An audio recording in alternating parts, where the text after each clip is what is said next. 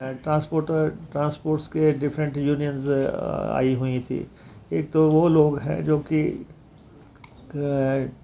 Contract पे buses चलाते हैं और हिमाचल लेके आते हैं, और एक वो लोग हैं जो कि स्टेज कैरियर की तरह चला रहे हैं कि बस को वो जो है बुक नहीं करते हैं। एक तो है कि बुक करते हैं, वो बस हिमाचल में लेके आ गए। एक ये है कि वो जो है HRTC की तरह सवारियाँ उठाते हैं, तो सवारियाँ नहीं वो उठा सकते। उससे जो है वो दिल्ली में बस के आगे लगा देंगे, यहाँ पे कभी कोई करनाल रोक देगा, कभी कुरुक्षेत्र से भर लेगा, कभी चंडीगढ़ से भर लेगा, कोई ऐसे जो स्टेज कैरियर चला रहे हैं। जो मसला है, जो लोग स्टेज कैरियर की तरह बसेस को चला रहे हैं, उन पे हिमाचल प्रदेश सरकार को एतराज़ है। हम जो तो कॉन्ट्रैक्ट कैरियर चलाते हैं, जो कि बस बुक करके लाए, टेम्पो बुक करके लाए, वो आए और चले गए, वो अलग बात थी। लेकिन चलो सारे सबके रिप्रेजेंटेटिव आज आए हुए थे, तो जो हम तो सरकार क्यों इन्होंने सरकार को रिप्रेजेंट किया है, और टैक्स को स्ट्रक्चर को हम कम करने जा रहे हैं कि वो कहते हैं कि ये ज़्यादा है, और आप हम टूरिस्ट स्टेट है, और यहाँ पे होटल्स हैं और दूसरी इंडस्ट्री है, उसके लिए का भी मसला है। हमारे होटलियर्स भी बात रख रहे थे, तो हमने ये कहा कि ठीक है, टैक्स स्ट्रक्चर ये तो नहीं है कि हम ख़त्म कर देंगे, लेकिन ये है कि हम लिबरली जो है थोड़ा एक जो कॉन्ट्रैक्ट कैरिज लेके आते हैं उसको हम रिस्ट्रक्चर करेंगे, और एक जो टेम्पो ट्रैवलर लेके आते हैं, और खैर वो तो सिंगल दो छोटी गाड़ियां हैं 22 सीटर तक की, और उसका टैक्स स्ट्रक्चर तो हम पहले ही हमारे विचाराधीन है कि हम उसको कम करने जा रहे हैं। और थर्ड जो है, जो कि इंडस्ट्रियल एरिया में आते हैं, बद्दी बरोटी वाला आते हैं, कोई पंचकुला से आता है, कोई चंडीगढ़ से आता है, कोई कालका से आता है, और ये जो है हिमाचल प्रदेश को कतई टैक्स नहीं देते। तो हमने इनको अभी तक तो छूट दे रखी थी कि अभी आपसे टैक्स नहीं लेंगे, लेकिन अब हम सेटलमेंट जो है टैक्स में, उन्होंने कहा था वो टैक्स हम देने को तैयार है, लेकिन आप कम कर दो, तो वो भी हम म्यूचुअली एग्रीड जैसी बात पे जो है उसको भी टैक्स का स्ट्रक्चर तय कर रहे हैं। और चौथी किस्म की बस है जो कि सवारी उठाती है। सवारी उठाने वाली बस में जो है हमारा सीधा है कि वो जो है कानून का उल्लंघन है। जब अब देखो HRTC है, हम या पंजाब रोडवेज़ है या हरियाणा रोडवेज़ है, तो हम सब म्यूचुअली एग्रीड टर्म्स पे चलते हैं कि आप हमारी बाउंड्री में इतना आएंगे, हम उनकी बाउंड्री में इतना जाएंगे।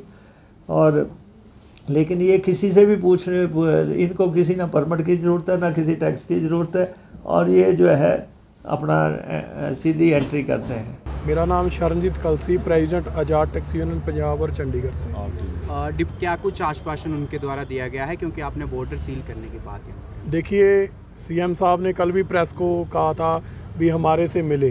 पहले हमारी ट्रांसपोर्ट डिपार्टमेंट से मीटिंगें हुई, अब जब डिप्टी CM जी से मीटिंगें हुई, पहले तो हम सरकार का धन्यवाद करते हैं, उन्होंने हमारे को सुना। रेवेन्यू की बात थी, हमने उनको उड़ीसा की जजमेंट दी, जो उड़ीसा सरकार ने प्राइवेट गाड़ियों में जो कमर्शियल का बिजनेस करते हैं, वाइट नंबर प्लेट पे टैक्सी यूज़ करते हैं। मैंने कहा अगर रेवेन्यू बढ़ाना है, ये लीजिए जजमेंट उड़ीसा की 2020 की ट्रांसपोर्ट डिपार्टमेंट की, जो प्राइवेट गाड़ियों में पैसेंजर ढोआ ढुआई करेगा। उन्होंने साफ बोला भी भारतीय दंडावती तहत 188 की धारा जो है, दोनों पे FIR दर्ज करो, पैसेंजर पे भी और ड्राइवर पे भी। कैसे चोरी करेगा कोई? मैं कहा जब ऑलरेडी हमने टैक्स पे कर दिया, डबल टैक्सेशन सर नहीं बनती। उन्होंने पूरा विश्वास दिलाया।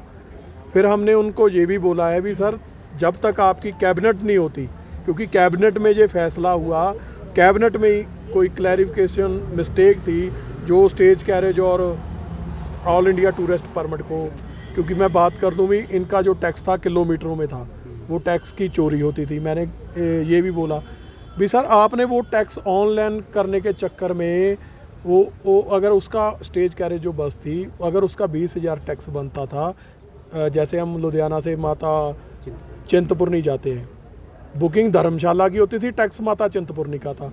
वो टैक्स अगर 4 दिन का 20,000 बनता था, वो अब स्टेज कैरेज का टैक्स रह गया 12,000 रुपया। वो सब दायरे में आ गए, कॉन्ट्रैक्ट कैरेज भी आ गए, स्टेज कैरेज। और उसके बाद मैंने जो उनको ये भी क्लियरली हमने बोला, अगर कोई राउंड ट्रिप कर रही है ऑल इंडिया टूरिस्ट परमिट, आप बॉन्ड करो उसको, चलान करो उसका, उस पर बनती कार्रवाई करो।